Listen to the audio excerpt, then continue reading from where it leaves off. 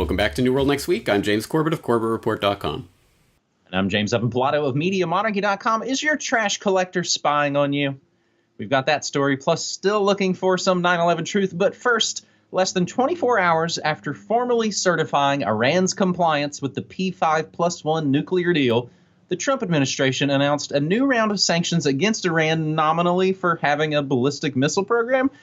This bizarre disconnect between reality and policy was prefaced in the statement confirming compliance, during which administration officials vowed Iran won't go unpunished for non-specific allegations that they are violating the spirit of the deal. The Iranian foreign minister said that the U.S.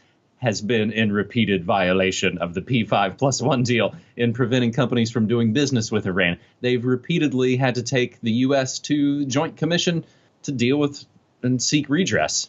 They also warned that major U.S. violations could ultimately force Iran to withdraw from the deal, which possibly is the whole likely goal of the Trump administration's moves here in the first place.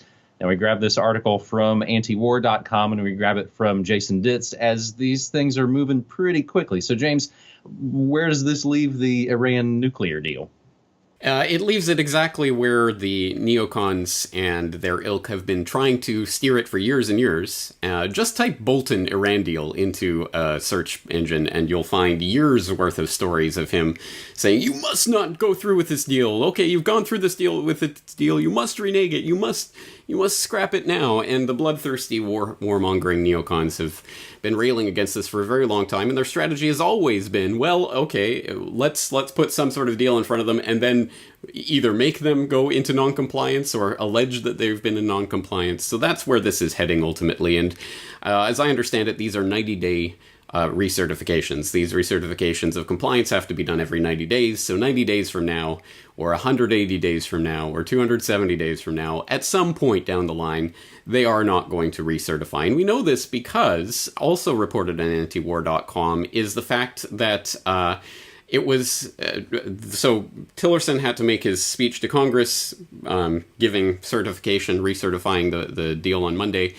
Before that point, Trump called it off and said, no, what are our options here? I don't want to recertify this deal. Even though there is not one single thing that they have done in non-compliance with this deal, I don't want to recertify.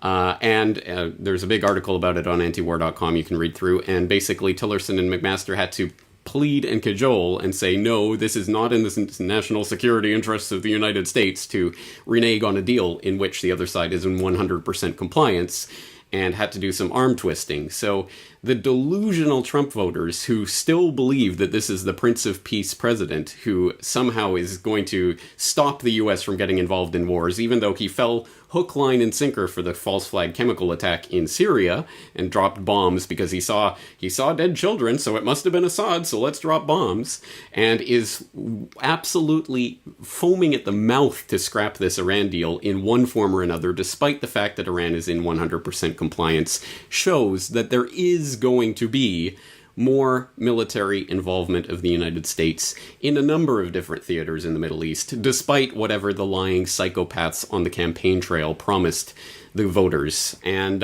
we have more to base this on. It's not just about Syria, it's about the entire region. Here's one from the American Conservative.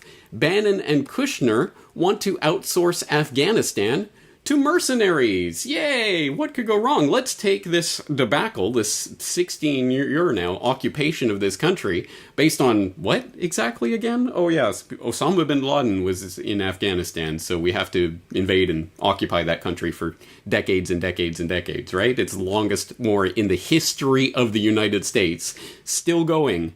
And now they're thinking about putting more troops in. Well, maybe we don't need to put more U.S. military troops in, we'll put more mercenaries in. And guess who's behind this? Eric Prince. If you don't know about Prince in the Trump administration, I suggest you type that into my search bar on CorbettReport.com and find out more about Eric Prince and what he's been suggesting. But as you know, founder of Blackwater, now connected with this Frontier Services group based out of Hong Kong, maybe, theoretically. And, he's the one who's suggesting, hey guys, why don't you take mercenaries, like the Frontier Services Group, and put them in Afghanistan? What could go wrong? So that's happening, and at the same time, the Free Thought Project has just reported that in 6 months, Trump has almost surpassed Obama's murderous record of killing innocent civilians in Iraq and Syria. That's right. In just 6 months, the Trump administration has killed 2,200 civilians in the Iraq-Syria area, whereas in the 5 years or however many years of Obama's involvement there were 2,300 civilian deaths. And as that Free Thought Project article notes, in one of the bloodiest months of his presidency thus far, the Trump administration killed nearly 500 civilians in Syria between May 23rd and June 23rd. The largest death tolls were in the city of Deir ez-Zor, with 222 civilian deaths, including 84 children, and Raqqa, with 250 civilian deaths, including 53 children. The US-led coalition was also accused of using illegal chemicals such as white phosphorus, which is arguably grounds for a war crimes investigation. Do you think?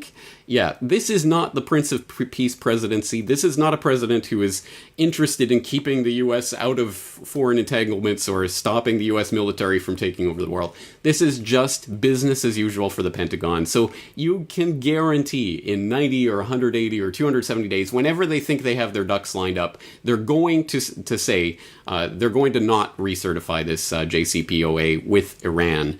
And I don't know what they're going to pull out of their hat. Oh, the Iran, they don't have the spirit of Christmas in their black Muslim hearts. Therefore, we won't recertify this deal. Whatever nonsense excuse they come up with, it will only be one step further on that road towards outright confrontation with Iran in the service mostly of Israeli/neocon interests. That's what this is about. That's where this is heading. And Trump is no different than any of the other puppets before him. And well, it's like Clyde Lewis says, it's business as usual in the apocalypse. And all these neocon cronies have all come back and infested the swamp as though they ever had actually left the swamp. But maybe people don't know about Eric Prince because, of course, the paradigm shifts, the pendulum kind of swings a little bit. It's his sister that's taking all the flack right now. That's right. She is the head of the Department of Education. So all the cronies, all the people are still there. Sometimes the last names are a little bit different, but if you kind of scratch below the surface, you'll see that, yeah, again, these guys are all chronally connected. So, James, speaking of national security concerns, and speaking of what you said is the longest American war in history, based on Osama being in Afghanistan. And why do we care about Osama? Because he allegedly did 9/11, right?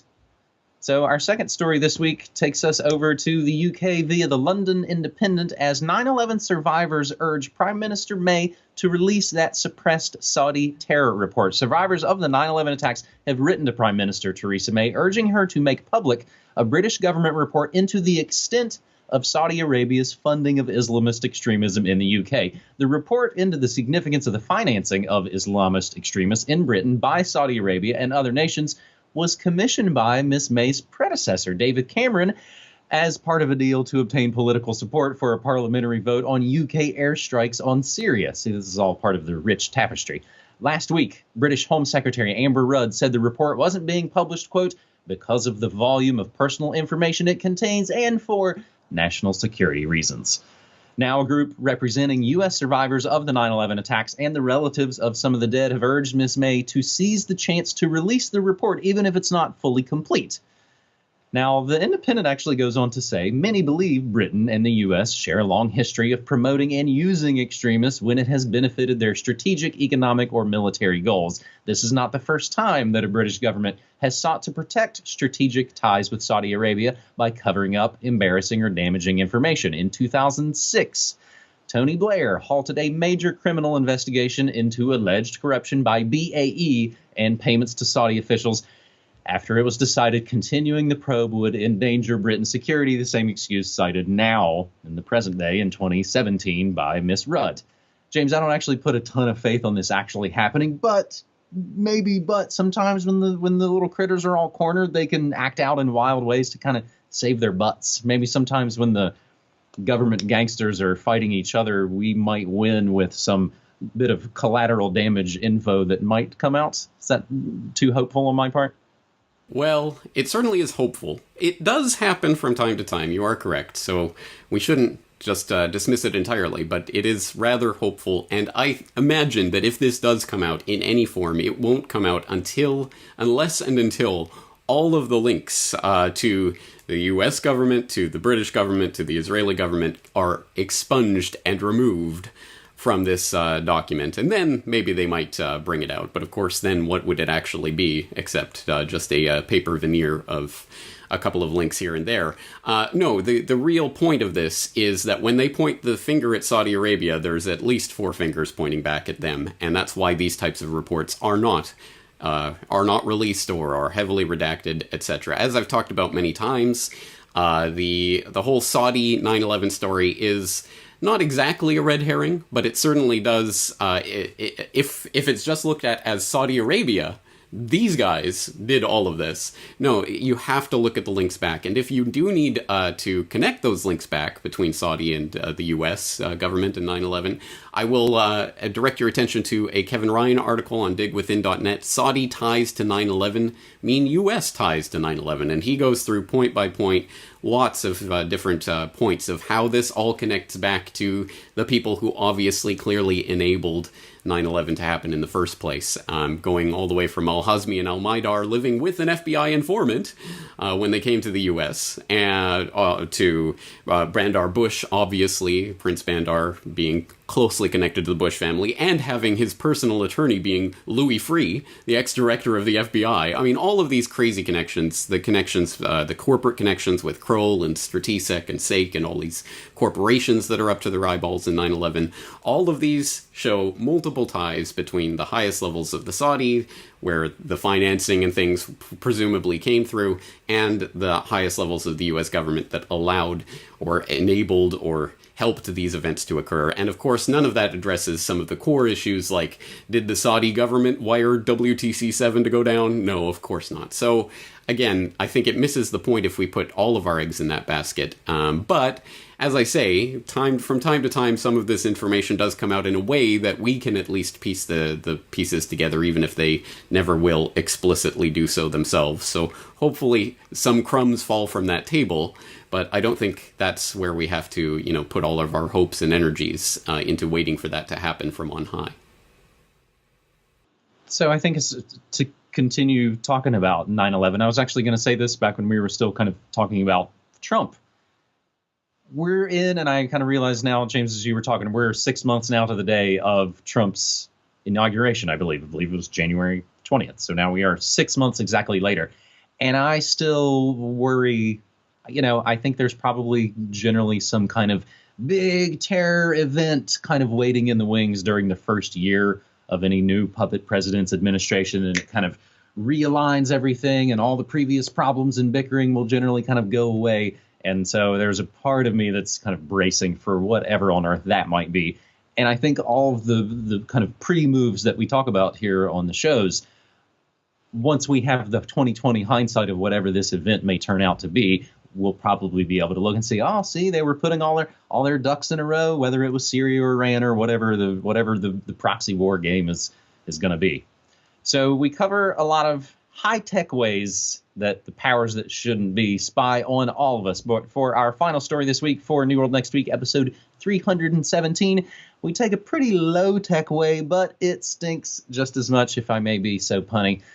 The city of Ogden, Utah, recently joined an increasingly popular program developed by trash collection behemoth Waste Management Corporation, and it's called the Waste Watch Driver Training Program. This article originally coming from the New American. But here's how Waste Management Corporation's website describes the program. Quote, "Our trucks are on your streets every day. Our drivers are familiar with their routes, so they're often the first to notice when something is amiss. As your community partner, we assist local police and fire departments by acting as extra eyes and ears on local streets. Through our Waste Watch program, we provide training to our drivers in what to look for and how to report suspicious or criminal activity to local authorities." According to the local report coming from KSL out of Ogden, Utah, several other cities in Utah have started the program the same week as Ogden. They just kind of seem to be the front man for it. Joining a claimed 270 other communities nationwide that are participating in the Waste Watch Driver Training Program. So what is in this fantastic training program, you ask? Well, KSL says, quote, "The workers watch a 15-minute video explaining the do's and don'ts of helping keep watch in neighborhoods they serve and how to report an emergency," end quote.